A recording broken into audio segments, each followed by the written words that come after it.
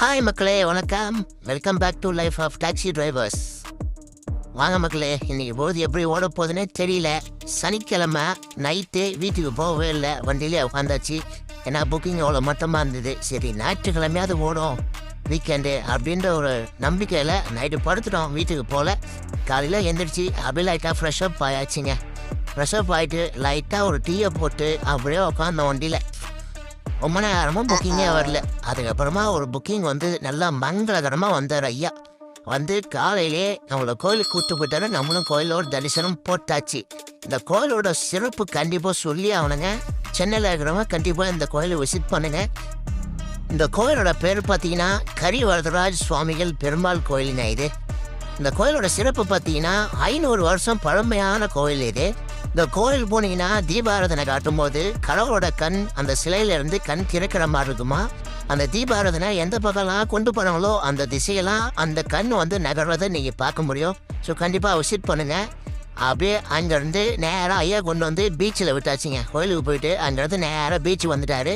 பீச்சில் ட்ராப் பண்ணால் அந்த பிக்கப் வந்து 550 வாங்கிட்டாங்க, 18 கிலோமீட்ரு. ஸோ அப்படியே ட்ராப் பண்ணிவிட்டு ஐயா ஓரமாக இறங்கி விட்டுட்டு அப்படியே மயிலாப்பூர் பார்த்த மாதிரி போயிட்டு இருந்தேன். மறுபடியும் அங்கேருந்து ஒரு பிக்கப் வந்ததுங்க. Marina beach pickup. அங்கேருந்து நாவலூர் ட்ராப்பும் வந்ததுங்க. 30 கிலோமீட்ரு. நம்மளுக்கு ரேப்பிடோவில் கொடுத்த ரேட்டு பார்த்தீங்கன்னா வெறும் 430 ரூபா. ஆனால் கஸ்டமர்கிட்ட நான் வாங்கினது பார்த்தீங்கன்னா 700ங்க. 50 ரூபா கம்மியாக வாங்கியிருக்கேன். நம்ம கிலோமீட்டர் 25 போட்டாலே 750 ரூபா வரும். நான் 700 தான் வாங்கியிருக்கிறேன். பரவாயில்ல, 50 ரூபா தானே அப்படின்ட்டு ஓட்டாச்சு. அடுத்த பிக்கப் அங்கேருந்து டேரெக்டாக பொழிச்சலூர். அந்த ரெட் கார்டை எடுக்க மறந்துட்டேன். பொழிச்சலூர் ட்ராப் வந்து நேராக ஏர்போர்ட் வந்துச்சுங்க. ஸோ இது என்னன்னு பார்த்தீங்கன்னா ஏர்போர்ட்டில் இருந்து பிக்கப் பண்ணிவிட்டு நேராக அண்ணா நகர் ஈஸ்ட் ட்ராப்புங்க. ஸோ இது யாராவது டிரைவர் எதாவது பார்க்குறீங்கன்னா பாருங்கள். நம்ம ஏர்போர்ட்டு பல்லவன்லேருந்து வரும்போது இந்த வழியாக தான் நீங்கள் போய் ஏரோப் வெஸ்ட்டில் தான் பிக்கப் பண்ணணும். நடுவில் வேறு எங்கேயுமே பிக்கப்பு கிடையாது. ஏரோப் வெஸ்ட்டில் செகண்ட் ஃப்ளோர் போயிடணும். செகண்ட் ஃப்ளோரில் மட்டும்தான் நம்ம Ola, Uber, Rapido, red taxi, fast track எல்லா எல்லோ போர்டு வண்டியும் செகண்ட் ஃப்ளோரில் மட்டும்தான் பிக்கப் பண்ணோம். நீங்கள் வேறு எங்கே பிக்கப் பண்ணுறீங்க அப்படின்னாலும் ஃபைன் அடிச்சிடுவானுங்க.